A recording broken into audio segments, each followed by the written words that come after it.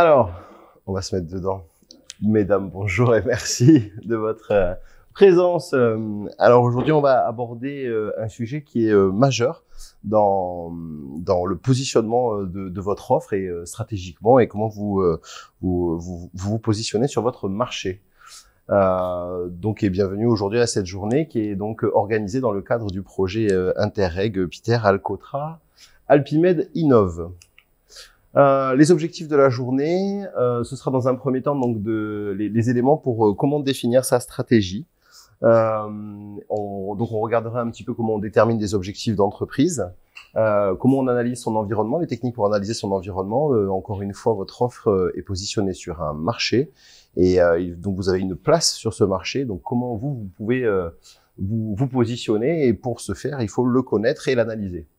Et puis mesurer sa capacité stratégique aussi. Vous avez des ressources propres, donc qui doivent vous permettre de développer votre activité, mais avec une certaine limite et dans une certaine mesure. Ensuite, on passera sur le business model Canvas, qui est un outil en fait qui permet de cartographier rapidement son modèle économique et de pouvoir savoir comment est-ce qu'on crée de la valeur, comment est-ce que vous créez de la valeur, définir comment vous créez votre valeur, comment est-ce que vous la délivrez, donc aux personnes à qui vous la destinez, vous l'adressez, et comment vous récupérez de la valeur financière en retour. Derrière, on challengera un petit peu ce modèle économique, et donc on verra un ensemble de questions et de remises en question, on va dire, même de chacun des items, on va dire, qu'on trouvera dans ce business model Canvas. Et puis ensuite, il y a la priorisation des actions, et ça, ce sera votre partie, et on pourra en rediscuter après l'atelier. Donc, définir les objectifs de l'entreprise. Alors, tout d'abord, quand on définit des objectifs d'entreprise, il faut définir un cadre de référence. Donc, il faut qu'il réunisse, il explicite bien les éléments qui font aujourd'hui l'entreprise et qui feront l'entreprise pour définir quels vont être vos objectifs. Donc, ça conditionne beaucoup la mise en face de la stratégie avec l'identité de l'entreprise et du dirigeant. On parle toujours d'adéquation homme-projet ou homme-entreprise. Vous pourriez vouloir être la première multinationale dans votre secteur d'activité, mais ça demande des ressources et des compétences, et peut-être que vous ne les avez pas. Le tout est on va dire d'être dans la bonne mesure, en tout cas, en fonction de vos capacités personnelles, financières, etc. Et puis aussi l'identité de l'entreprise. Donc on commence tout d'abord avec la vision et l'ambition. La vision et les ambitions du dirigeant. Il faut que vous puissiez définir ce que comment est-ce que vous vous voyez dans 3, 5, 10 ans, à court, moyen, long terme, et puis vos ambitions. Où est-ce que vous souhaitez être dans ces 3, 5 et 10 ans. Votre personnalité, il faut bien que ce soit adapté à votre personnalité. Je reparle d'adéquation homme-projet, et de pouvoir et que votre projet soit adapté encore une fois à votre personne et à vous-même. L'historique de l'entreprise, puisque ça joue aussi, puisque ce sont les fondements, en tout cas, la création de votre entreprise, et puis toute son histoire jusque-là. Donc, savoir un petit peu comment cela peut impacter aussi dans la vision, encore une fois, d'entreprise, et de où vous souhaiterez être dans 3, 5 et 10 ans de nouveau. L'image que vous souhaitez pour votre entreprise, quelle image vous souhaitez, qu'est-ce qui doit émaner en tout cas de votre entreprise, et les leviers et freins en interne, puisque donc on parlait toujours d'atouts et de faiblesses en tout cas que vous pourriez avoir en interne. Donc on va définir d'abord on va parler d'abord du cadre de référence et comment est-ce qu'on peut le définir. Alors c'est les finalités et la raison d'être. Donc ce sont vraiment les motivations profondes et personnelles du dirigeant. Voilà, je commente un petit peu les slides davantage parce qu'on va être remis aussi, les ateliers vont être traduits en italien, donc je me permets un petit peu de rentrer un peu plus dans le détail pour que la traductrice puisse faire ce travail-là. Donc on parle bien de motivation profonde et personnelle du dirigeant, les finalités, généralement, voilà, la notion de profit, est-ce qu'on fait ça dans quel but est-ce que on s'est lancé est-ce que vous êtes lancé dans votre activité? Généralement, il y a un exercice qui est intéressant de faire. Alors, on le fera pas aujourd'hui en pratique. Par contre, je vous invite à le réaliser chez vous. C'est d'écrire dans un premier temps pourquoi. Alors, mais pourquoi pas en un mot, en deux mots, sur la finalité de pour quelles raisons vous vous êtes mis à votre compte? Pour quelles raisons vous vous êtes lancé dans cette activité? Cette question-là, une fois que vous y avez répondu une première fois, reposez-vous la question pourquoi d'autres? Et cela, c'est ce qu'on appelle les 5 pourquoi. Donc, posez-vous 5 fois la question de pourquoi, pour quelle finalité vous avez créé votre entreprise, pour essayer encore une fois d'en extraire vraiment la substantifique moelle et de savoir quel est le fond, encore une fois, de votre présence en tant que chef d'entreprise et en train de mener vos activités. Ensuite, vous avez la mission métier, donc c'est clarifier le rôle, en fait, l'organisation, en définissant voilà la vocation. Vous avez vocation, quelle sont vos missions et votre métier à proprement parler. Vous êtes producteur d'escargots, donc dans l'alimentaire à destination d'entreprises, de professionnels, de restaurateurs ou de particuliers. Je m'adresse à vous particulièrement, mais voilà. De définir, c'est important en tout cas de définir votre mission, votre métier et de l'écrire sur papier. Le formaliser, c'est toujours important. Généralement, on a toujours une idée très claire dans nos têtes de nos activités, mais c'est important de les formaliser et de les écrire correctement. C'est un exercice, en tout cas, que je vous engage à faire. Ensuite, on va parler de vision. Donc, ce que je vous disais, pour qu'une stratégie existe, il faut un but, un objectif, et il faut que ce soit déterminé par une analyse, alors objective, hein, mais voilà, aussi en fonction des idées que vous avez et comment vous allez valoriser ça de manière personnelle et comment vous allez l'adapter à vous en tant que dirigeant. Et voilà, et ça aide, voilà, c'est aussi, si demain vous avez des salariés, ou si vous en avez d'ores et déjà, c'est important d'avoir cette vision, parce que c'est grâce à elle que vous allez embarquer aussi des personnes. Donc, nouvelles personnes arrivantes, vous pouvez, si vous êtes amené à recruter, hein, même de manière saisonnière, hein, c'est important que les personnes qui intègrent votre entreprise aient la connaissance de ce que vous attendez et ce en quoi elles vont pouvoir contribuer à l'atteinte des objectifs. Une vision, projet avec des ambitions, des buts et des objectifs. Donc les buts, donc ça se réfère à une extension cohérente avec la mission. Voilà, vous avez exprimé au-dessus quelle est votre mission et comment vous le déclinez. Et vous allez définir donc des objectifs qui sont opérationnels. Et là, on attend de vous, enfin en tout cas l'exercice que l'on vous propose de réaliser, qu'on vous conseille fortement de réaliser, ce sont un chiffrage quantitatif. Aujourd'hui, vous avez un chiffre d'affaires annuel qui est déjà ce qu'il est. Comment est-ce que demain vous voyez, voilà, donc comment vous allez finir l'année 2022, comment vous serez en 2023. En tout cas, ce sont les objectifs qui à vous de vous fixer, qu'il faut que vous vous fixiez de manière quantitative, pour pouvoir, encore une fois, découler encore les actions qui vont permettre d'atteindre ces objectifs. Donc, si demain vous êtes, je dis n'importe quoi, un chiffre d'affaires de 80 000 euros, que vous souhaitez donc augmenter de 20%, donc vous visez les 96 000 euros, on va dire 100 000 euros, quels vont être les moyens pour y parvenir. Donc, ça, c'est l'atteinte, sont les ambitions, les buts et objectifs qu'il faut que vous formalisiez. Et en tout cas, prenez le temps de vous poser et de les quantifier vraiment numériquement parlant. On va passer ensuite sur l'analyse de l'environnement. Alors, il y a des analyses qui sont très classiques. Hein. Si vous avez fait des écoles de commerce et autres, vous avez dû voir ça. Sinon, même si vous cherchez un petit peu dans l'analyse environnementale, on vous propose déjà une analyse PESTEL à réaliser. Donc tout d'abord, c'est une analyse sur l'aspect politique, on va dire, qui peut avoir un impact sur vos activités. La partie économique, c'est la partie volumétrie. Aujourd'hui sur le marché, je sais pas, donc je reviens sur l'alimentaire, les escargots. Aujourd'hui, quelles sont les parts aujourd'hui du marché? Quels sont le nombre de consommateurs potentiels, en tout cas, que vous pouvez cibler? Quels sont les clients potentiels que vous pouvez cibler? Essayez de trouver des informations comme celle-là. Alors, il y a différentes façons de faire. Vous avez de la presse spécialisée, vous avez des études qui peuvent être menées. Donc, ça peut être l'INSEE. Il y a différentes formes de sources. Il y a les chambres consulaires également qui peuvent être là pour vous épauler, pour encore une fois analyser votre environnement marché en termes de volumétrie sur des critères économiques. Après, il y a la partie sociologique. Quelles sont les habitudes de consommation aussi, ou quels sont les us et coutumes, on va dire, dans le milieu. Aujourd'hui, toutes les personnes qui sont consommatrices d'escargots, je reviens sur les escargots toujours, ce sera le thème du jour. Comment est-ce que ces personnes-là ont envie finalement d'avoir leurs escargots qui arrivent dans leur assiette, ou en tout cas dans leur frigo, ou dans leur congélateur, qu'est-ce qui, voilà, dans les modes de consommation. Est-ce que les personnes préfèrent des choses en bocaux? Est-ce que c'est plutôt du surgelé? Est-ce que c'est plutôt du frais carrément? Est-ce qu'ils souhaitent être livrés à domicile? Est-ce qu'ils veulent aller chercher dans un point relais? Est-ce qu'ils veulent se déplacer chez le producteur? Toute cette analyse sociologique en fait sur les façons de consommer et de faire, pour pouvoir les connaître et pouvoir se positionner avec pertinence et y répondre. Ensuite, il y a la partie environnementale, donc elle impacte de plus en plus les activités. Comment est-ce que vous pourriez mettre en place des actions environnementales? Comment est-ce que voilà l'environnement peut impacter ou pas? On parlait aussi de labels, de normes. Aujourd'hui, on revient un peu avec l'aspect sociologique également, le lien avec la partie sociologie. Aujourd'hui, on est quand même, on constate de plus en plus que les consommateurs, et c'est un bienfait, sont de plus en plus sensibles à tout ce qui est environnemental, label et autres, et certification environnementale. Donc regardez bien ça attentivement et de voir si peut-être le jeu en vaut la chandelle, d'aller chercher certaines normes, certaines certifications ou labels qui vous permettraient de répondre encore une fois aux attentes des clients.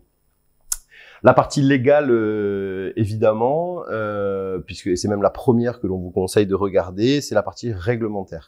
Donc sur l'alimentaire, il y a toute la notion d'hygiène, etc., et toute la traçabilité qu'il est important de savoir maîtriser. Enfin, en tout cas, c'est un cadre dans lequel vous êtes obligé de vous inscrire, vous ne pouvez pas déroger. Donc c'est important d'être bien en connaissance de ça et même de ces évolutions. Parce que la partie réglementaire peut créer des menaces, entre guillemets, ou en tout cas des restrictions. Mais c'est aussi une source d'opportunité parfois. Là, je prends un exemple qui vous parlera peut-être pas vous directement, mais la réglementation peut être source d'opportunité. Moi, je prends toujours l'exemple d'un proche qui s'est positionné très tôt sur le marché des alarmes piscines. Puisqu'il y avait une réglementation qui passait sur les piscines pour la sécurisation des piscines. Et il y avait une demande client forte sur les alarmes piscines parce que c'était un investissement qui était moindre par rapport aux autres solutions de sécurisation des espaces piscines.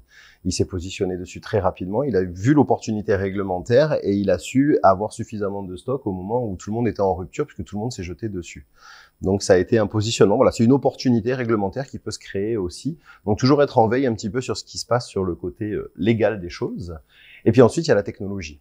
La technologie, à quel point elle peut impacter votre activité. On prend toujours l'exemple très parlant des photographes qui ont vu la technologie impacter très fortement leurs activités à un moment donné. Et du coup, il a fallu pour eux réagir, se différencier.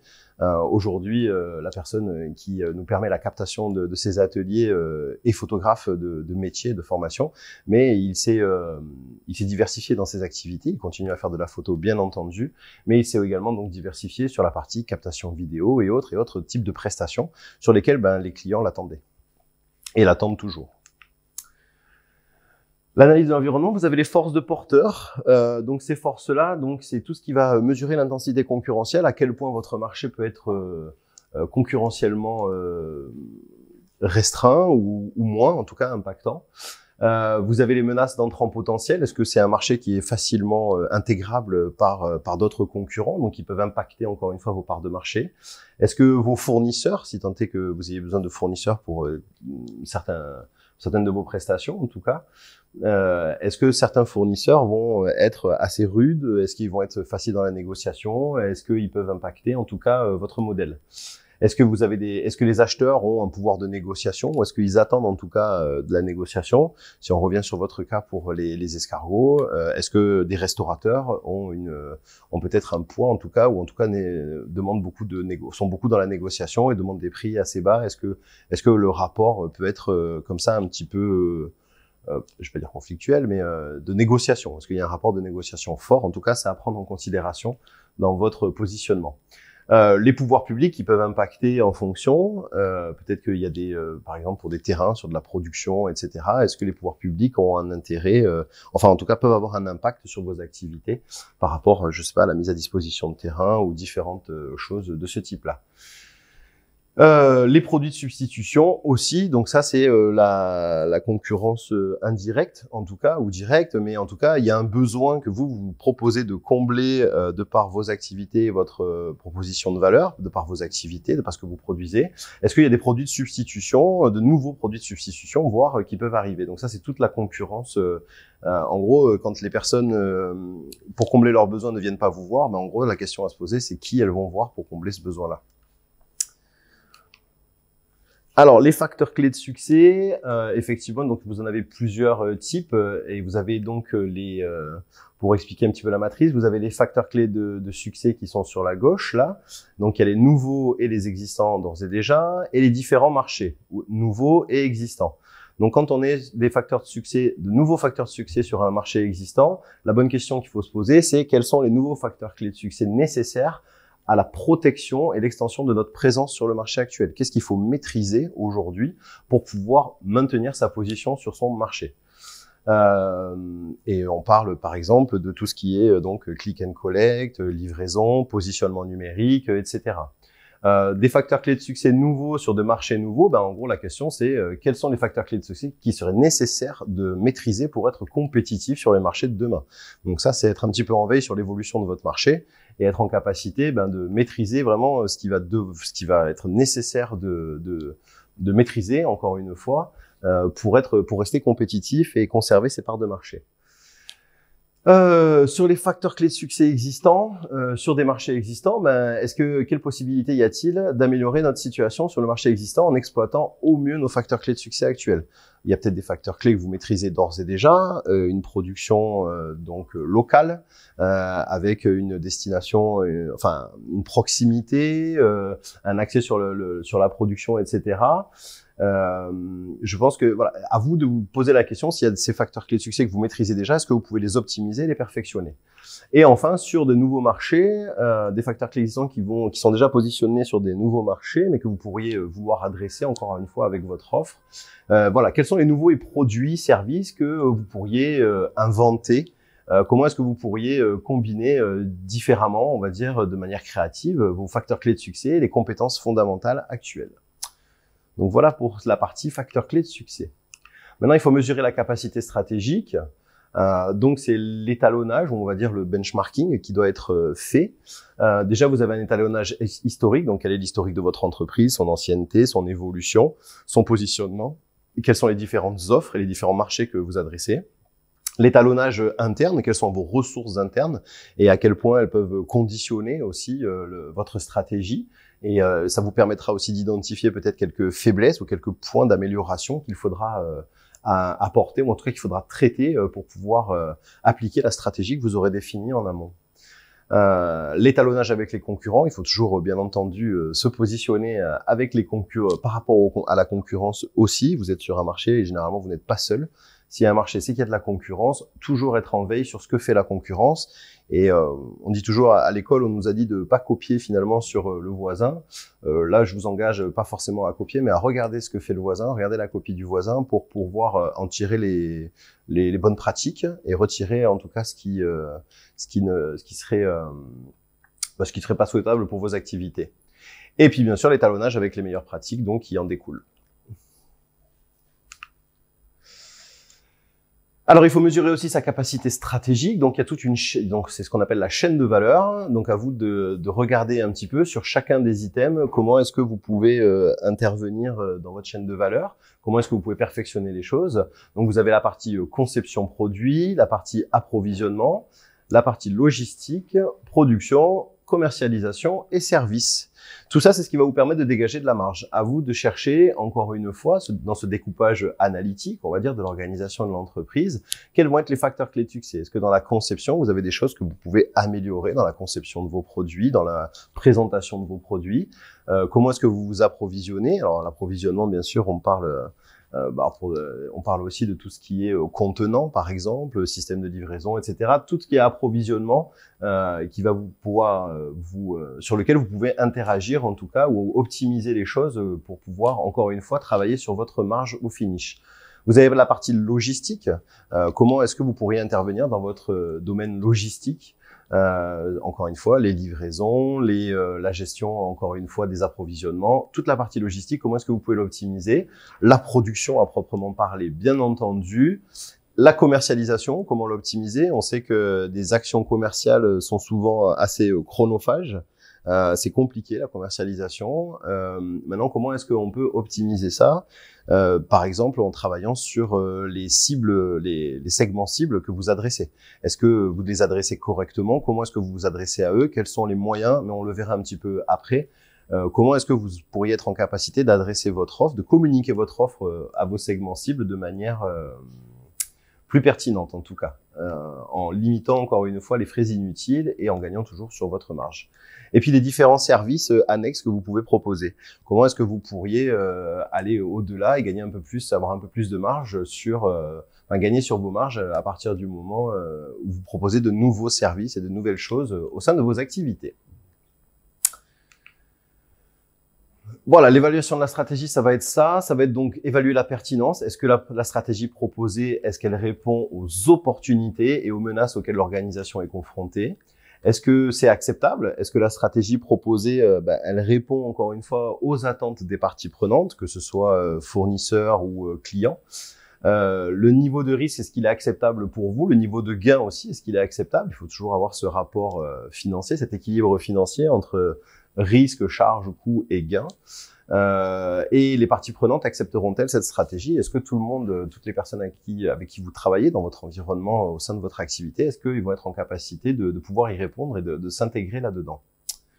Et bien sûr, la faisabilité, voilà, est-ce que la stratégie va fonctionner en pratique? Parce qu'on peut avoir des très belles stratégies, mais il faut la ramener au côté opérationnel et au côté terrain. Donc c'est se poser cette question-là pour voir s'il y a des choses peut-être qui peuvent être mises en place pour pouvoir les réaliser si vous avez des trous dans la raquette. Est-ce que la stratégie peut être financée? Puisque encore une fois, les finances, c'est le nerf de la guerre, et il faut pouvoir être en capacité d'avoir les moyens financiers pour mettre en place ce qui aura été défini, ce que vous souhaiterez mettre en place.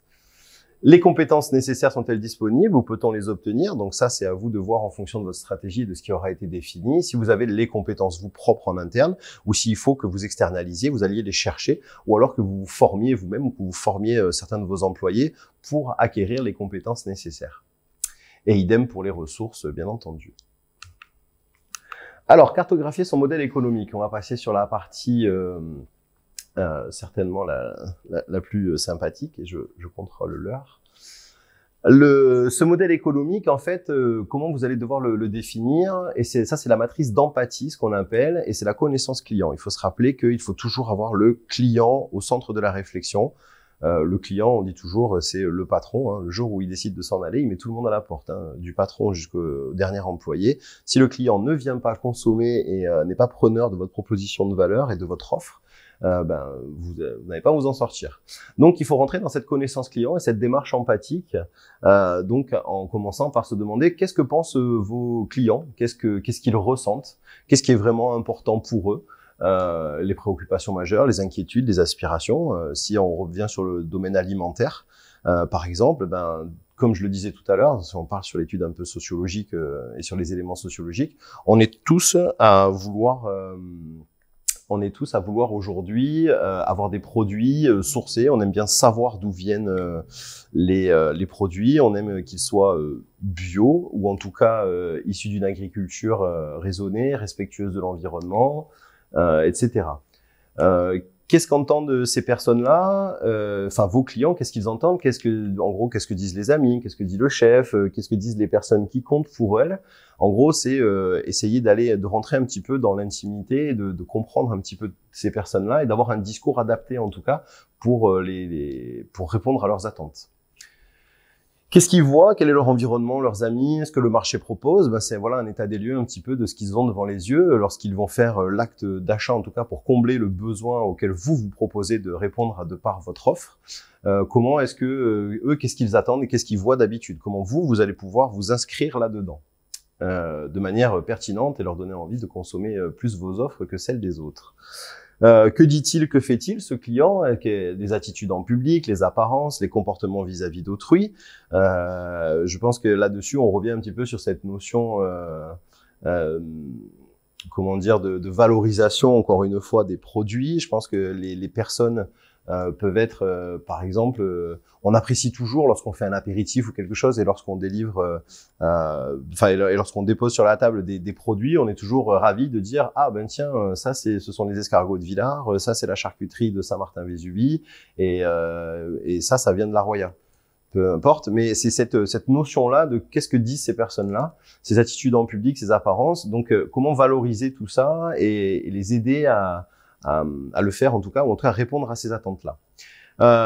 Ensuite, vous avez les gains et les souffrances. Donc ça, en gros, c'est qu'est-ce qu'ils attendent de votre offre et qu'est-ce qu'ils peuvent avoir comme peur, comme frustration, comme obstacle dans l'acte d'achat et dans la consommation, en tout cas de vos produits et ou services. Voilà. En tout cas, lorsque vous cartographiez votre modèle économique, il faut vraiment que vous changiez de posture, il faut que vous changiez de perspective. On est trop souvent à se poser les questions qui sont sur la gauche, que l'on a joliment barrées. C'est en gros, on se pose toujours la question, mais qu'est-ce qu'on va pouvoir vendre à nos clients, qu'est-ce qu'on peut vendre, qu'est-ce qu'on peut faire comme service, etc. Comment est-ce qu'on peut les toucher plus efficacement, ces clients? C'est des questions, quelles relations devons-nous établir avec les clients? Comment gagner de l'argent avec nos clients? Finalement, il faut switcher, il faut passer sur un autre, on va changer de perspective, faire un pas de côté et être en capacité de se poser des questions plus pertinentes. Sur donc la conception de votre modèle économique, il faut que ce soit centré sur le client. Donc je le redis, en gros, c'est pas qu'est-ce qu'on peut vendre au client, mais c'est de quoi notre client a besoin. Comment est-ce qu'on va être en capacité de l'aider au travers de nos produits, au travers de nos services? Comment est-ce qu'on va faire pour répondre? Comment on va s'intégrer encore une fois dans son quotidien? Quelles sont ses aspirations et comment l'aider à les réaliser? Et on ne pose plus la question de comment toucher efficacement des clients, mais comment nos clients préfèrent-ils qu'on leur parle? Comment est-ce qu'on s'adresse à eux? Comment en tant qu'entreprise on va avoir une place dans leur routine. Donc c'est c'est exactement ce que je disais, le positionnement numérique aujourd'hui quand on cherche quelque chose, on a presque à regret, mais c'est comme ça. On a le réflexe de prendre son téléphone, d'aller sur Google ou en tout cas sur l'opérateur qui va s'ouvrir sur notre smartphone et on va taper, on va chercher. Si je tape escargot frais département Alpes-Maritimes, je cherche des escargots. Typiquement, je vais aller taper sur mon smartphone pour trouver qui à proximité peut me fournir des escargots frais, pas frais, etc. Donc tout ça, c'est et ces clients-là préfèrent qu'on leur parle de cette manière-là. Il faut être donc positionné sur ce secteur-là. Enfin, en tout cas, sur ces actions-là, il faut être en pertinence et être positionné. Quelle relation devons-nous établir avec les clients? Non, c'est pas ça. C'est quelle relation nos clients souhaiteraient-ils que nous établissions avec eux? Je me rappelle d'une des personnes que l'on a vues sur la vallée du Sian, dans les gorges du Sian, qui était donc un apiculteur et qui disait moi j'ai trouvé quelque chose. C'est des entreprises qui me parrainent aujourd'hui des ruches. Voilà, ils avaient envie. Ce sont des entreprises, mais en même temps ils avaient envie de s'investir de manière RSE, on va dire, une action RSE à destination d'un producteur local et de pouvoir délivrer du miel, un certain nombre de pots de miel à ses employés. Donc, ils ont, parrainé certaines ruches, ce qui leur a garanti d'obtenir un certain nombre de pots de miel au finish. Voilà, ça c'est ce qui était attendu et c'est comme ça que la relation client était attendue et était souhaitée.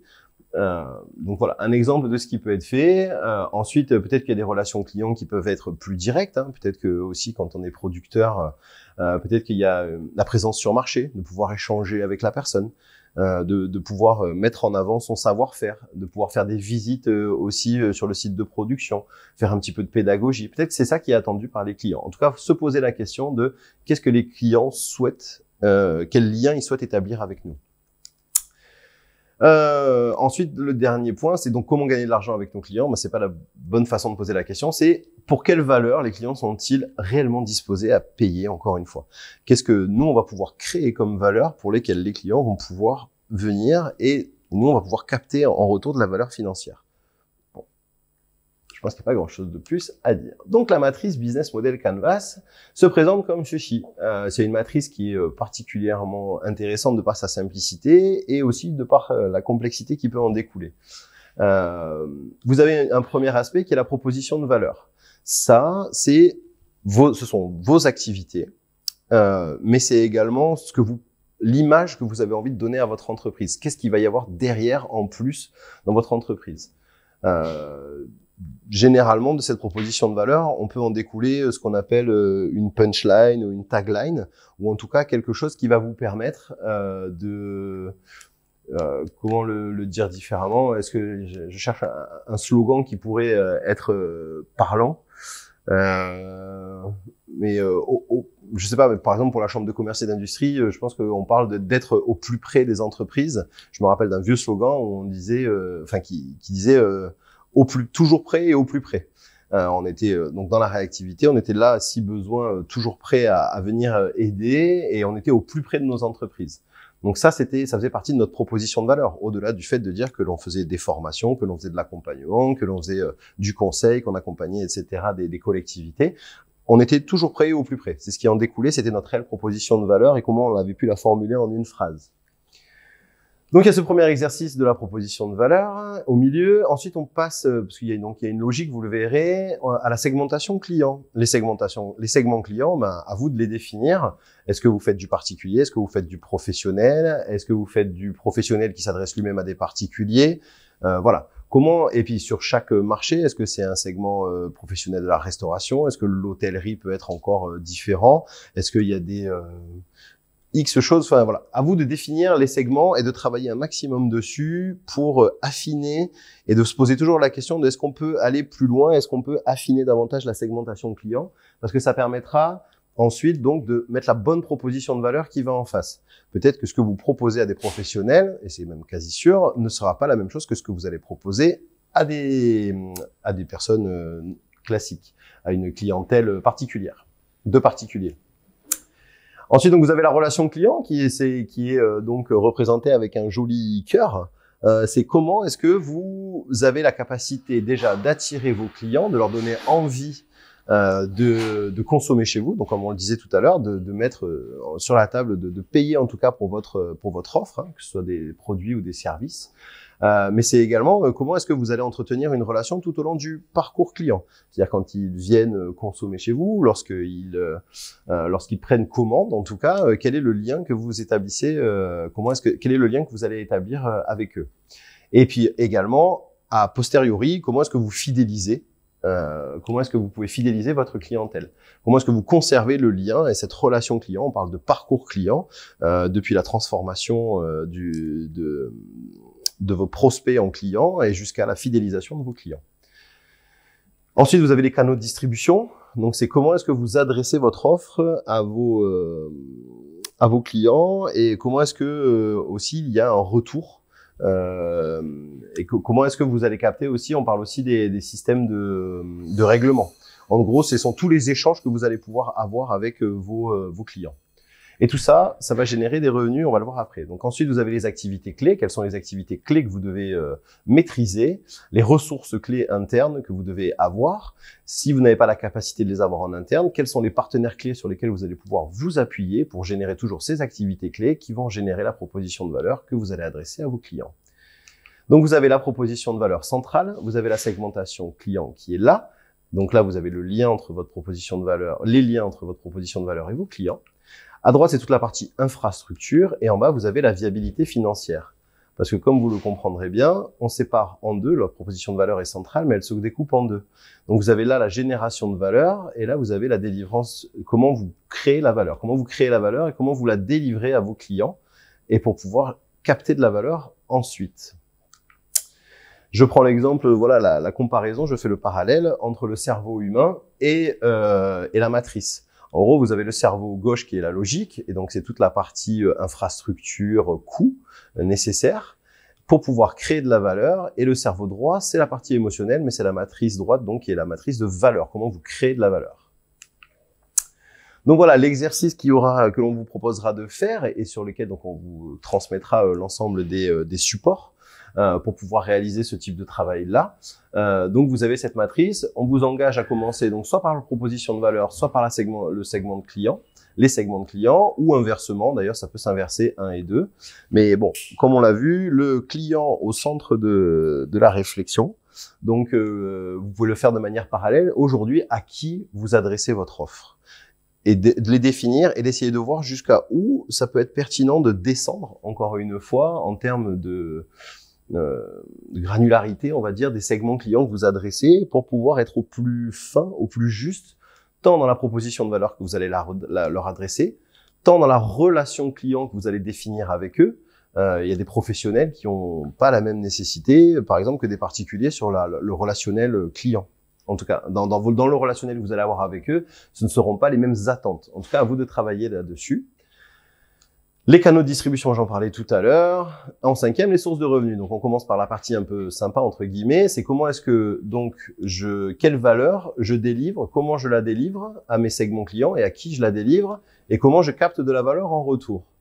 Et pour ce faire, qu'est-ce que je vais devoir mettre en place? Donc, quelles sont les activités clés que je dois maîtriser? Quelles sont les ressources clés que je dois avoir en interne? Et si je n'ai pas la capacité de les avoir, comment est-ce que je peux les acquérir? Ou vers qui je peux me tourner pour ça? Et quels sont tous vos partenaires clés qui sont la structuration de vos coûts, qui vont générer la structuration de vos coûts. J'espère avoir été clair jusque-là. Maintenant, comment est-ce qu'on challenge ça? Une fois que vous avez fait cet exercice-là, que vous avez bien cartographié votre modèle économique, que vous avez bien formalisé tout cela, comment est-ce que vous allez vous poser? Quelles sont les questions à vous poser? Donc, on va faire un exercice. Donc, c'est un exercice SWOT ou AFOM en français. Mais en gros, c'est comment est-ce qu'on va définir les atouts, les faiblesses, vos atouts et faiblesses, donc en interne, et les opportunités et les menaces pour chacun des items que l'on a vus. Donc, chaque item, il faut se poser les questions atouts, faiblesses, opportunités, menaces. Donc, les atouts et faiblesses pour la segmentation client. Quel est le taux d'attrition de vos clients? Posez-vous cette question-là de savoir à quel moment vos clients, enfin, à quel point vos clients sont capables de partir ailleurs et d'aller consommer finalement, de combler leurs besoins par un autre biais. Voilà. Est-ce que vous les tenez assez captifs, vos clients? Donc, vous avez un taux d'attrition qui est faible, c'est-à-dire un taux de départ qui est faible de vos clients, ou au contraire, est-ce qu'il est élevé? Vos clients viennent en one shot, ils consomment une fois chez vous et après ils s'en vont. Posez-vous cette question-là et en fonction des résultats, alors vous l'évaluez un petit peu comme vous le voulez, mais de savoir qu'est-ce qui peut être fait pour finalement conserver davantage vos clients et les faire revenir. On est bien dans la fidélisation. Et est-ce que l'offre est bien adressée en termes de segmentation? Comment qualifieriez-vous votre segmentation client? Est-ce que vous pensez qu'elle est suffisamment segmentée ou pas? Et ça, c'est la question dont je parlais juste avant. C'est de savoir à quel point vous pourrez descendre plus bas encore une fois. Pour avoir accompagné quelques entreprises, il y a quelque chose qui ressort parfois. Les gens me disent bon ben moi je m'adresse à des CSP plus en gros sur le département. Et fatalité, je leur demande un petit peu, mais quel est leur secteur géographique privilégié? Comment est-ce qu'on rentre un petit peu plus? Et au final, au fur et à mesure des discussions, on se rend compte que finalement, c'est pas que des CSP+, ou si ce sont des CSP+, des catégories socio-professionnelles supérieures, il y a peut-être encore d'autres segments à définir dans ces catégories socio-professionnelles supérieure pour pouvoir adresser l'offre de manière plus pertinente, encore une fois, et cibler davantage les clients les plus pertinents. Est-ce que vous avez un niveau d'acquisition de nouveaux clients? Donc la question d'après, c'est aussi, est-ce que vous avez suffisamment de nouveaux clients entrants? Et sinon, comment est-ce que vous pourriez créer, encore une fois, l'envie, le besoin, comment faire venir davantage de nouveaux clients? Les opportunités et les menaces sur la segmentation client, comment pourriez-vous tirer davantage d'un marché en expansion? Donc ça, c'est la partie opportunité. Est-ce qu'il y a un nouveau segment client à qui vous pourriez adresser votre offre? Potentiellement, posez-vous la question, est-ce que votre offre peut s'adresser à de nouveaux marchés, à de nouveaux segments clients? Ça peut être une opportunité intéressante à étudier, et à chaque fois, je vous rappelle, il y a toujours ce lien, cette interaction, c'est-à-dire que peut-être que pour adresser de nouveaux clients, un nouveau segment, une nouvelle segmentation client, un nouveau marché, il vous faudra peut-être maîtriser de nouvelles activités clés ou avoir des ressources nécessaires. Si demain vous voulez faire de la vente à distance via Internet, il vous faut à minima les compétences informatiques, il vous faut du matériel informatique, il vous faut de la logistique, une personne qui va être en capacité de venir sur votre site, prendre les commandes, pouvoir les prendre et les distribuer, et où se situera le destinataire. Donc à vous de bien comprendre qu'à chaque fois, il y a une interaction qui se fait sur l'ensemble des items. Lorsque vous modifiez quelque chose. En tout cas, il y a des opportunités qui peuvent se créer avec des marchés en extension, qui peuvent être aussi des opportunités réglementaires, comme je disais tout à l'heure, ou tout autre type de comportement, d'achat, etc. Par Pouvez-vous servir de nouveaux segments de clients? Mais ça, c'est un peu la continuité de ce qu'on vient de dire. Est-ce qu'il y a des segments clients que vous n'adressez pas et comment est-ce que vous pourriez les adresser avec votre offre de manière pertinente? Pouvez-vous mieux satisfaire vos clients en raffinant votre segmentation? En gros, est-ce que tous les clients que vous servez aujourd'hui, enfin à qui vous adressez votre proposition de valeur, est-ce qu'ils sont tous pertinents finalement? Ou est-ce qu'il pourrait y avoir un intérêt à retirer peut-être une partie de vos activités sur cette segmentation-là pour pouvoir vous concentrer davantage sur une qui peut être plus porteuse? À vous de le définir encore une fois. Est-ce que votre marché risque bientôt d'être saturé? Est-ce que, voilà, on reparlait de l'intensité concurrentielle, des modes de consommation, etc. Si votre marché vous sentez que votre marché commence à être saturé, identifiez-le et soyez en réaction derrière et posez-vous les bonnes questions de savoir si ça vaut le coup de continuer sur ce marché-là, avec cette segmentation-là, ou s'il va falloir peut-être changer. On revient sur l'idée de est-ce que on peut raffiner encore une fois sa segmentation client. Vos concurrents menacent-ils vos parts de marché? Est-ce que y a des concurrents, un gros concurrent qui arrive et qui finalement va vous impacter, et à vous de voir comment est-ce que vous allez pouvoir développer des avantages concurrentiels différenciateurs, comment est-ce que vous allez pouvoir répondre à une entrée sur le marché d'un concurrent qui impacte vos activités. Je pense typiquement à une entreprise que j'ai accompagnée qui était donc dans tout ce qui était organisation de fêtes, enfin tout ce qui était festivités. Et c'est vrai qu'il a eu la complexité de voir un gros bébé, on va dire, une grosse enseigne, une grande enseigne de tout ce qui était festivités se positionner sur le territoire. Et il a fallu qu'il se recentre sur sa clientèle très locale. Il a travaillé aussi sur son portefeuille client qu'il avait fidélisé depuis plusieurs années. Et donc il s'est débattu pour pouvoir faire face, encore une fois, à cette concurrence énorme qui venait de se positionner sur son secteur géographique. Mais il a dû, voilà, et il a réagi aussi, pour la petite histoire, il s'est positionné, il s'est spécialisé dans le montage de ballons et la décoration ballons, les arches, etc. Il s'est positionné, voilà, il s'est différencié en tout cas par cet aspect-là, que ne proposait pas son concurrent. Quelle est la probabilité que vos clients vous quittent? À quel point donc là on reparle du taux d'attrition du début. Est-ce que vos clients vous quittent facilement? Ils viennent vous voir encore une fois. Et comment est-ce qu'on peut les conserver? Donc on revient sur la relation client. Comment est-ce qu'on fait pour rendre heureux les clients à tel point qu'ils reviennent consommer chez nous? À quel horizon la concurrence va-t-elle s'intensifier sur votre marché? Ça, c'est à vous d'être en connaissance de votre marché. Si demain vous voyez que ça se resserre énormément, à vous de prendre on va dire les bonnes décisions pour soit vous différencier ou soit vous positionner sur d'autres marchés. Et voilà, à vous de voir si vous allez au combat pour conserver vos parts de marché ou si vous pouvez vous en dégager pour reporter votre énergie, on va dire, et votre temps sur d'autres secteurs qui peuvent être plus pertinents. Alors, sur la proposition de valeur, du coup, les atouts et faiblesses, est-ce que vous pensez vraiment, la question qu'il faut vous poser, c'est à quel niveau vous pensez que correspondent votre proposition de valeur et les besoins de vos clients. Donc, on revient sur le client au centre de la réflexion et de se poser la bonne question. Est-ce que mes clients sont vraiment contents? Est-ce que je les écoute suffisamment? Voire est-ce que je les questionne suffisamment? C'est intéressant de toujours rentrer dans un relationnel client poussé pour pouvoir identifier sur quel point vous pourriez évoluer et répondre davantage, encore une fois, à leurs besoins. Est-ce que vous avez un effet réseau, en tout cas, qui est généré par votre proposition de valeur? Est-ce que vous facilitez cet effet réseau et l'aspect des multiplicateurs, on va dire, encore une fois, de votre offre? À vous d'y réfléchir et de voir comment. Alors, il peut y avoir des offres de parrainage, il peut y avoir du bouche à oreille, il peut y avoir la présence sur de l'événementiel, par exemple. Peu importe, mais est-ce que vous avez un effet réseau qui peut être créé par votre proposition de valeur? Et si ce n'est pas suffisant, en tout cas, ou si ce n'est pas le cas aujourd'hui, comment est-ce que vous pourriez générer cet effet d'avantage? Quel niveau de synergie existe-t-il entre vos produits et vos services? Ça, c'est la bonne question à se poser. Aujourd'hui, vous pouvez vendre des produits ou des services, ou les deux. Posez-vous la question de savoir quel type de service vous pourriez être susceptible, encore une fois, selon les synergies qu'il y a entre elles. Mais on verra après sur les opportunités, c'est ce qui va venir. Mais quel type de service vous pourriez rendre à vos clients, finalement?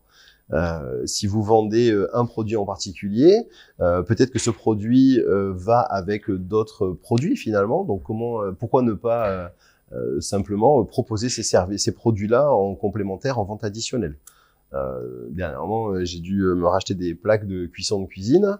Quand j'ai racheté ma plaque chez le fournisseur, j'étais content de trouver à côté juste le silicone qui va bien pour faire le joint autour de la plaque. C'est tout bête, mais c'est de la vente additionnelle qui a du sens. Donc demain, peu importe ce que vous vendez, mais posez-vous la question de savoir est-ce que vous pouvez vendre davantage de choses, voire davantage de services. Les personnes m'ont proposé de venir installer la plaque, tout simplement. La livraison, etc. Quels sont les produits et services additionnels que vous pourriez proposer et commercialiser voilà, en fonction des produits que vous vendez aujourd'hui. Et puis, quel est le niveau de satisfaction avéré de vos clients? À vous d'être dans la bonne communication client avec vos clients, dans le bon relationnel, et de leur poser régulièrement la question, est-ce que vous êtes satisfait de nos produits? Est-ce que vous êtes satisfait de la manière dont on vous les délivre, ou on vous les livre, en tout cas de la manière, voilà. Est-ce que vous préférez un autre mode de règlement, etc. Comment est-ce que le relationnel client peut être, on va dire, audité, entre guillemets, et comment est-ce qu'on va pouvoir jauger et juger sur quelles actions pourraient être menées pour améliorer encore une fois ce niveau de satisfaction. D'ailleurs, c'est pas fou de poser la question aussi parfois de qu'est-ce que vous auriez aimé ou qu'est-ce que vous aimeriez idéalement trouver quand vous venez consommer chez nous, nos produits, nos services, etc. Ensuite, la proposition de valeur, on parle des opportunités. Est-ce que vous pourriez générer des revenus récurrents en convertissant des produits en services? Alors, ça s'adresse pas à tout le monde, mais c'est un petit peu l'idée. Alors, l'exemple type, c'est Michelin qui, au lieu de vendre des pneus aux professionnels, désormais vend du kilomètre. C'est l'exemple typique que l'on utilise à chaque fois.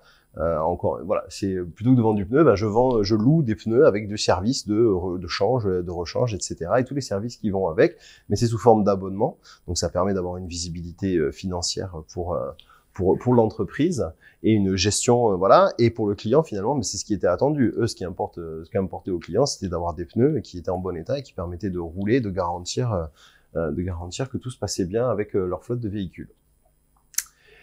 La deuxième question que vous pouvez vous poser, c'est vos produits et ou services pourraient-ils être mieux intégrés? Alors, comment est-ce que vous pourriez internaliser davantage vos produits, services? Comment est-ce que ça peut être mieux intégré dans vos activités? À vous de vous poser cette question-là. Quels autres besoins des clients pourriez-vous satisfaire? À quel moment? C'est ce que je disais juste avant, mais c'est le côté opportunité, hein, c'est la traduction de ce qu'on a vu avant. Donc à voir si vous avez la capacité en interne, et est-ce que ça peut répondre à cette question-là? À quoi vous pourriez répondre en interne, et est-ce que ça va pouvoir satisfaire d'autres besoins clients auxquels vous ne répondriez pas pour le moment? Et s'il y a de nouveaux, mais que vous n'avez pas la capacité en interne, comment est-ce que soit on acquiert la capacité en interne, ou soit on va chercher un prestataire externe qui va permettre, encore une fois, de répondre à ce nouveau besoin identifié. Quels compléments ou extensions de votre proposition de valeur sont possibles? Jusqu'où vous pouvez aller dans votre proposition de valeur et comment est-ce que vous pourriez rajouter davantage de choses sur votre proposition de valeur? À vous de le définir.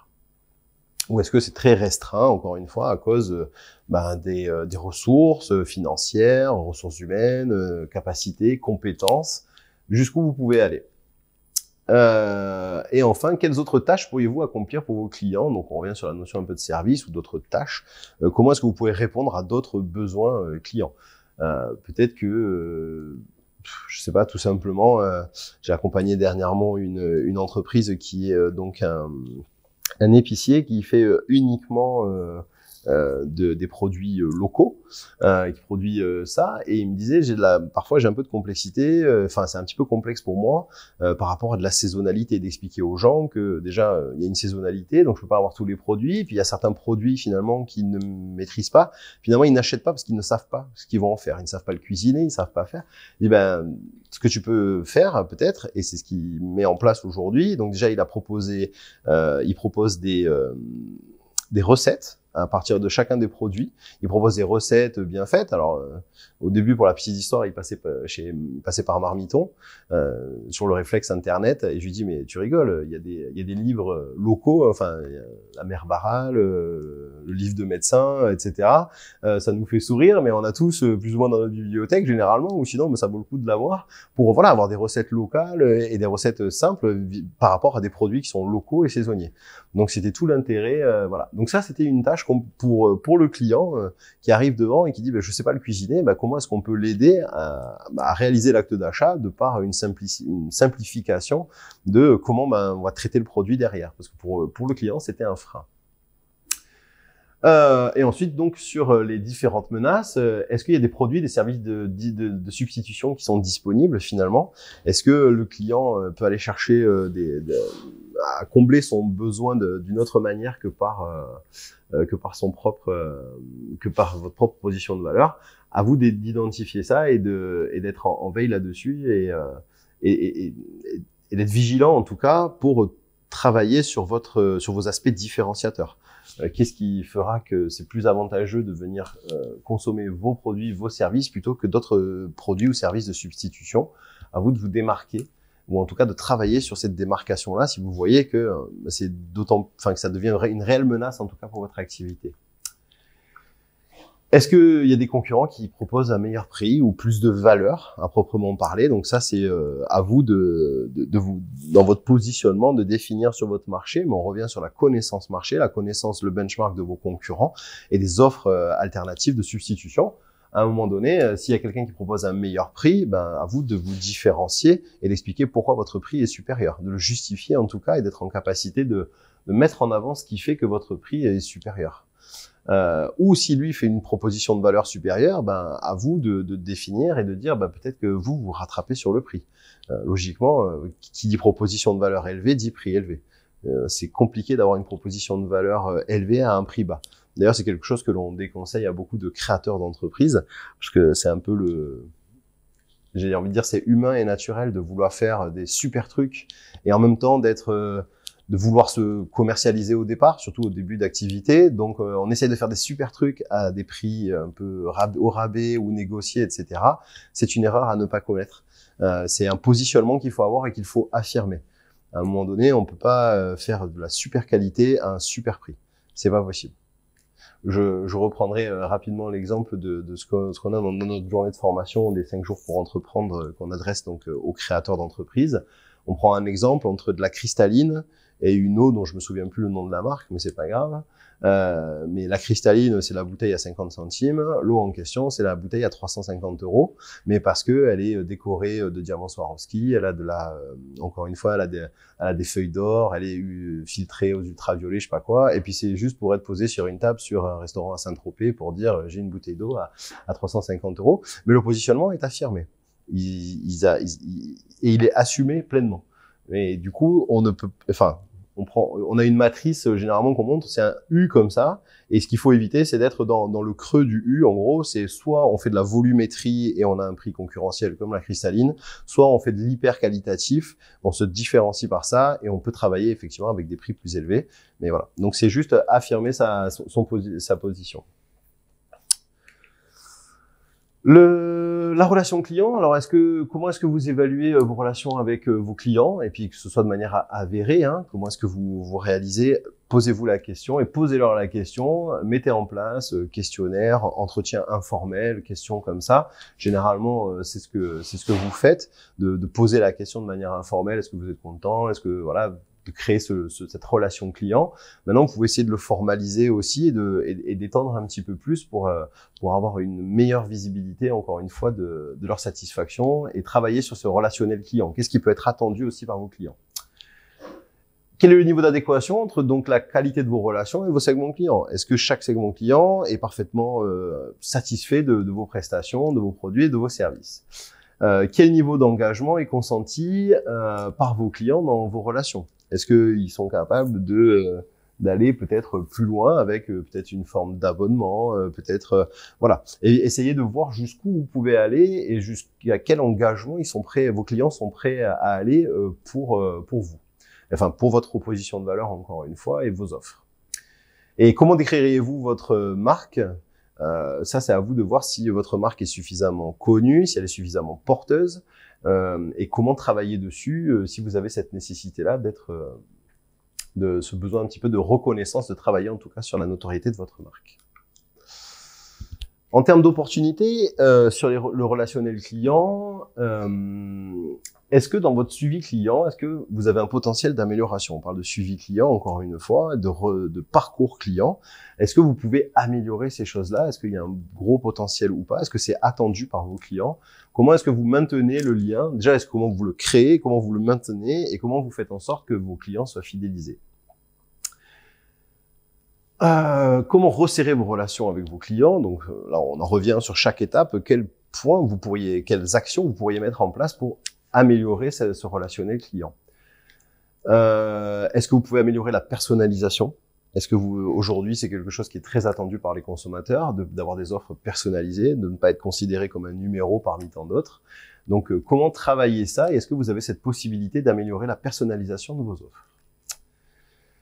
Comment augmenter le coût du changement? Alors ça s'adresse plutôt à des entreprises qui ont un fonctionnement d'abonnement ou qui ont un relationnel client plus long dans le temps.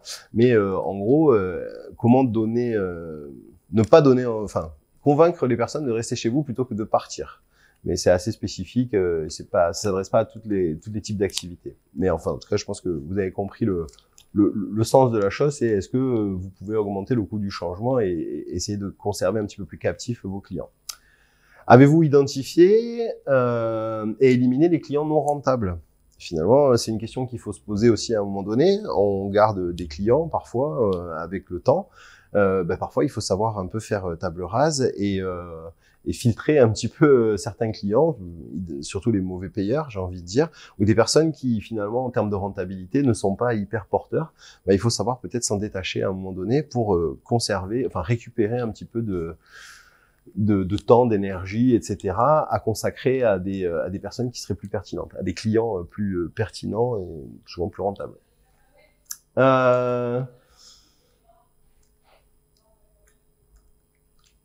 J'arrive pas à dire le premier mot. Vous le voyez. Devez-vous automatiser certaines relations? Ouais, devez-vous. Ok. Devez-vous automatiser certaines relations? Est-ce que finalement, vous avez certains clients peuvent être en attente? Là, je prends l'exemple de si vous avez une activité où vous délivrez de manière très régulière je sais pas, des produits de consommation, de l'alimentaire ou autre. Comment est-ce que finalement, est-ce que vous attendez à est-ce que la relation client est chaque semaine, il vous passe une commande et il vous délivre, il y a un bon de commande et un échange qui se fait entre le client et vous, ou est-ce que au contraire, il faut que ce soit automatisé et en gros, vous lui dites, quand tu n'en voudras plus, il faudra me prévenir suffisamment à temps, mais tous les mois, je te ferai, voilà. Comment automatiser certaines relations pour pouvoir, simplifier la vie du client et la vôtre aussi.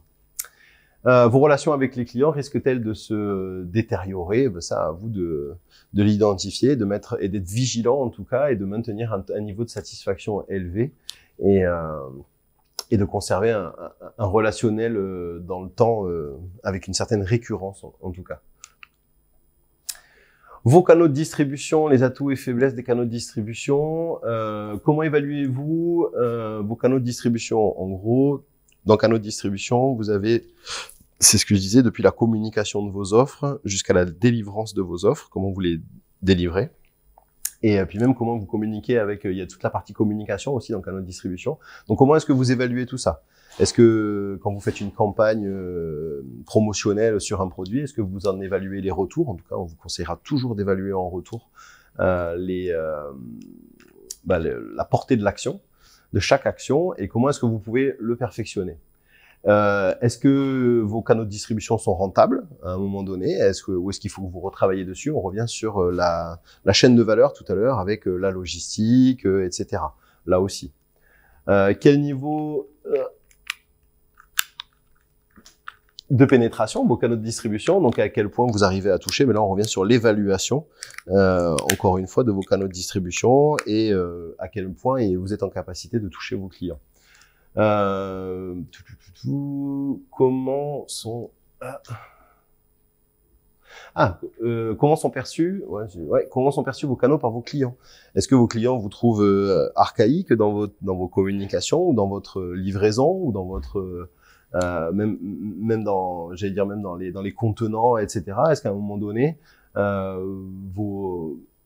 comment est-ce que c'est perçu par vos clients? Donc là, on revient sur l'analyse client, en tout cas les questionnaires qui peuvent être posés, les questions qui peuvent être posées à vos clients pour savoir à quel point ils apprécient ou pas vos prestations.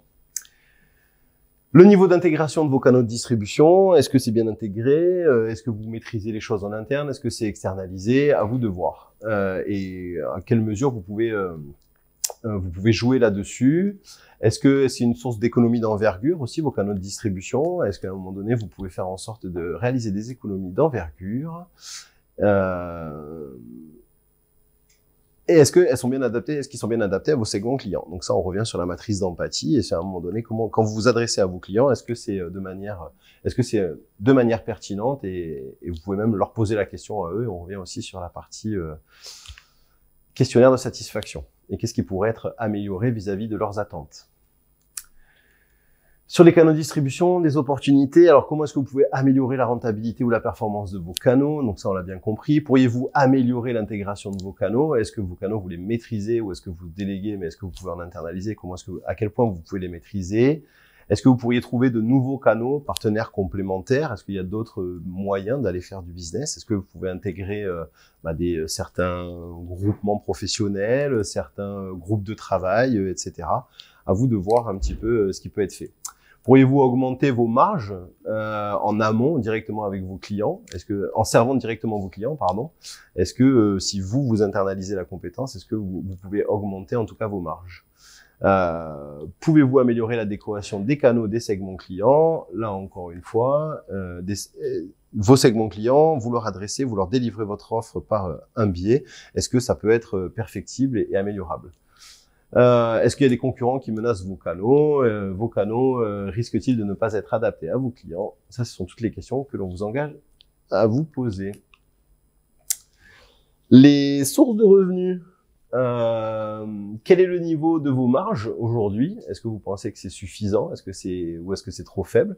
À vous de travailler un petit peu aussi sur la construction de vos prix et de vos marges, bien que tout impacte là-dedans. On revient sur les canaux de distribution avant, mais qui impactent aussi les marges que vous pouvez dégager. Dans quelle mesure vos revenus sont-ils prévisibles? À vous de travailler aussi sur l'aspect prévisible des choses.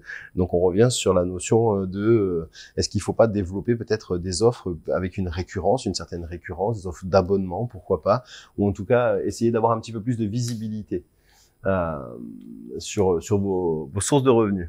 Est-ce que les revenus sont récurrents et les actes de réachat fréquents? Donc là on revient sur la notion de fidélisation client et comment travailler dessus. Quel est le niveau de diversification de vos flux de revenus? Donc, comme on dit toujours, il ne faut pas mettre tous les œufs dans le même panier. Est-ce que vous avez des sources de revenus qui sont diverses? Et je pense qu'il faut idéalement découper le risque et essayer d'avoir des flux de revenus diversifiés pour pouvoir pour pouvoir être dormir un petit peu plus tranquille aussi. Donc, à vous de travailler sur votre diversification et de pas avoir un flux de revenus trop central, trop unique. Est-ce qu'ils sont durables? Est-ce que dans le temps, est-ce que c'est quelque chose qui est durable? Est-ce que vous avez des contrats? Comment est-ce que vous pouvez travailler sur ces aspects-là? Votre politique tarifaire vous permet-elle de n'engager de dépenses avant la perception de revenus? Donc, à vous de voir aussi comment est-ce que vous arrivez dans vos activités, entre les dépenses nécessaires pour pouvoir créer la valeur et la captation en retour de valeur financière en retour. Comment l'équilibre, là on parle de trésorerie, purement de trésorerie. Et vos mécanismes de fixation des prix vous permet-il d'être performant? Est-ce que aujourd'hui, comment est-ce que vous déterminez vos prix? Comment est-ce que la construction de prix est faite? Et est-ce que ça vous permet d'être vraiment performant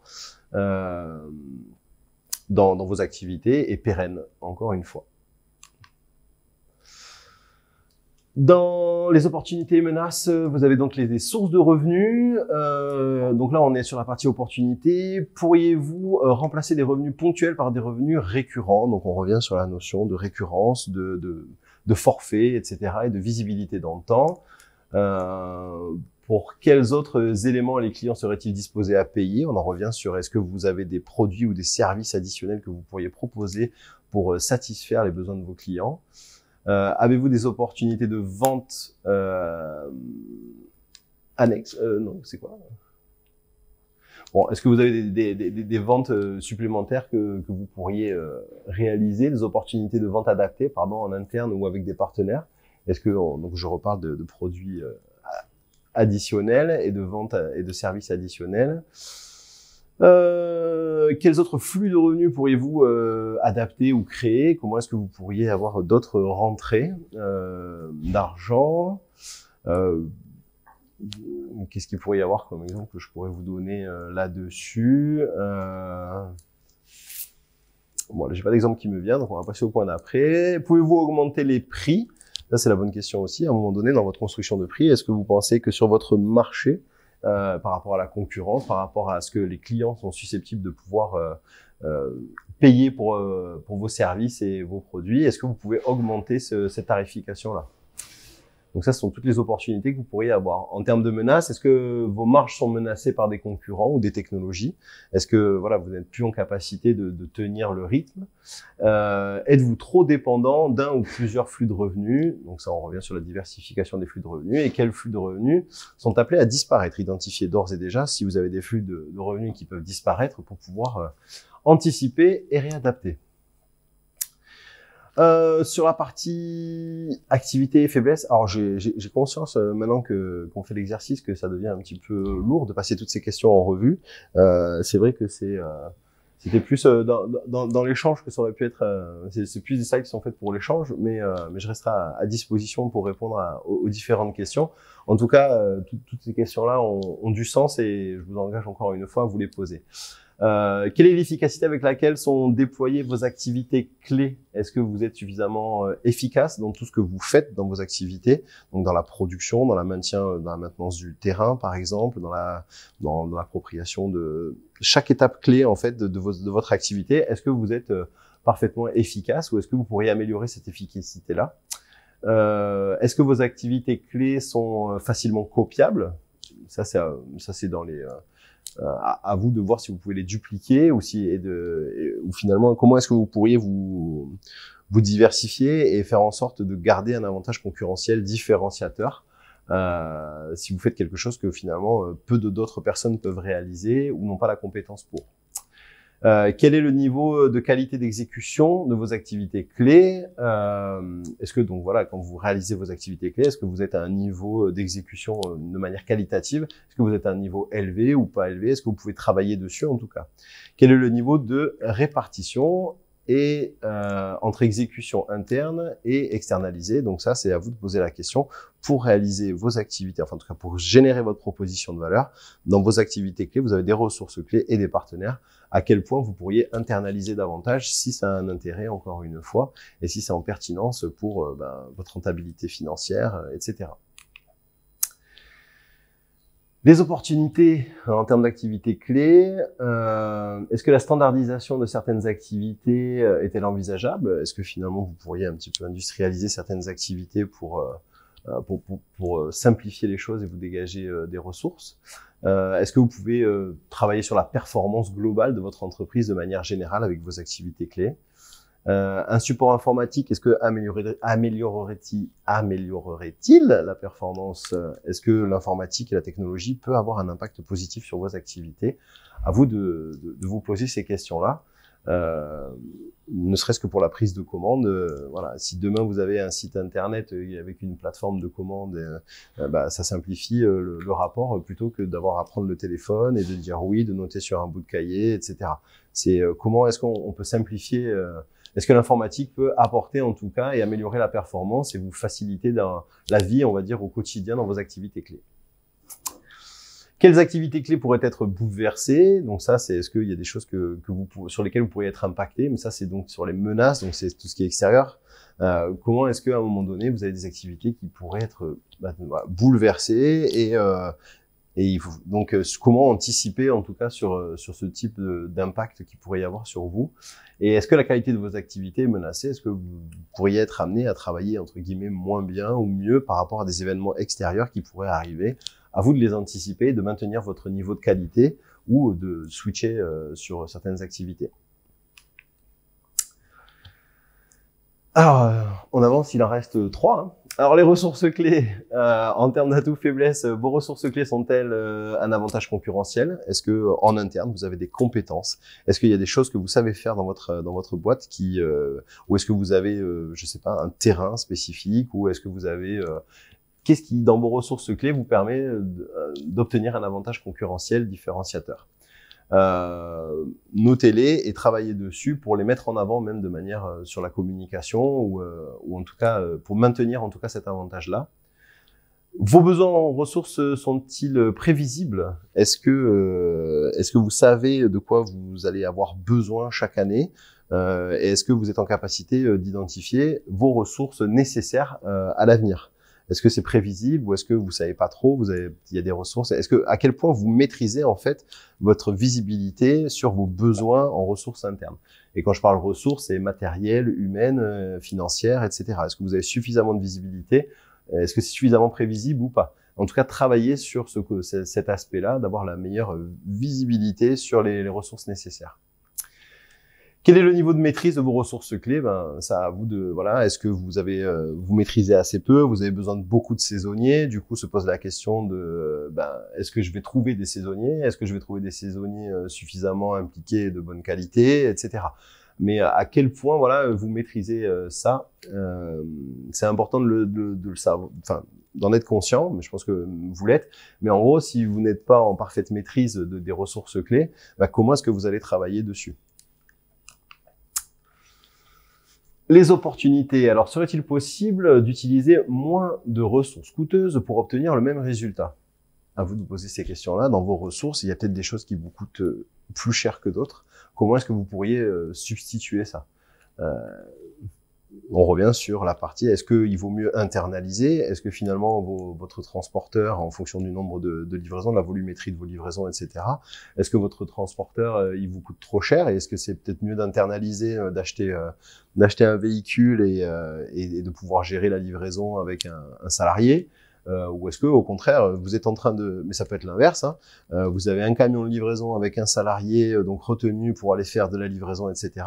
Est-ce que le fait d'externaliser peut peut-être vous apporter un peu plus de, travailler en tout cas sur le coût que ça peut générer, parce que c'est une activité clé, il faut bien délivrer, enfin pour l'exemple, il faut livrer les produits chez le client.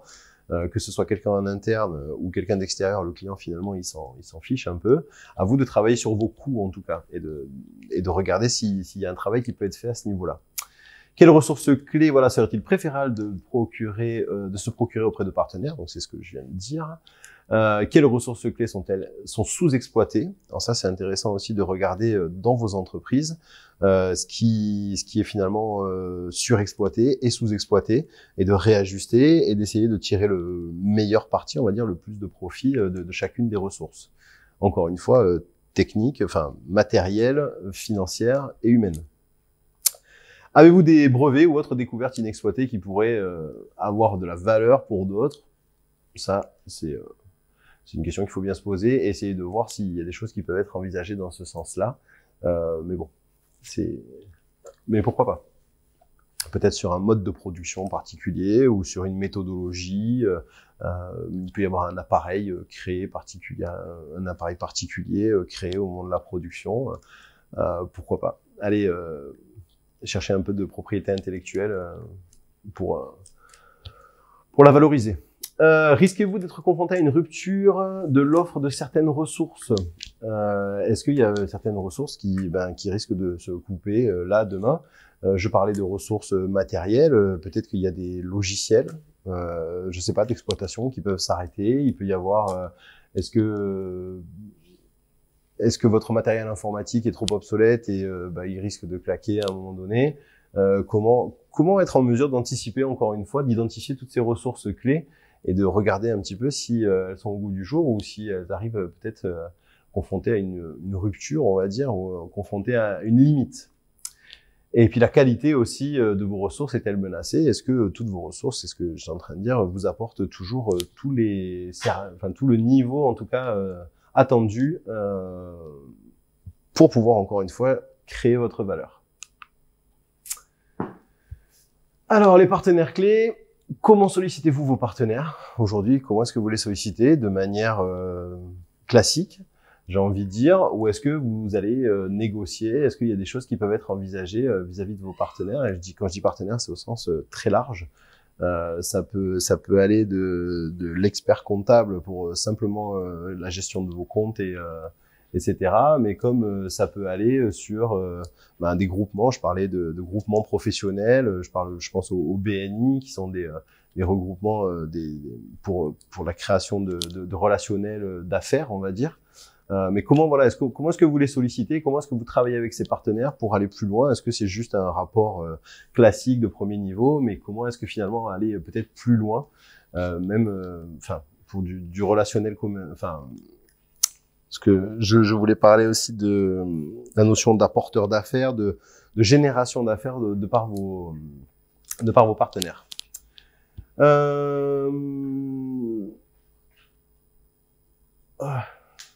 Quel lien avez-vous avec vos partenaires, ou entretenez-vous? Ah oui, entretenez-vous avec vos partenaires. Ben là, c'est ce que je viens de dire. C'est comment est-ce que vous pourriez aller plus loin dans votre relationnel avec vos partenaires et voir comment est-ce que vous identifieriez de nouveaux partenaires.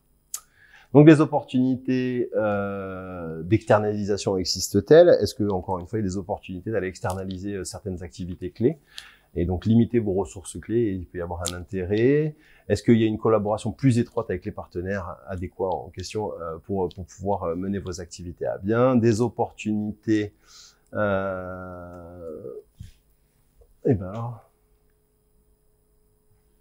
est-ce qu'il y a des opportunités avec des associés qui peuvent s'avérer, qui peuvent être réalisées?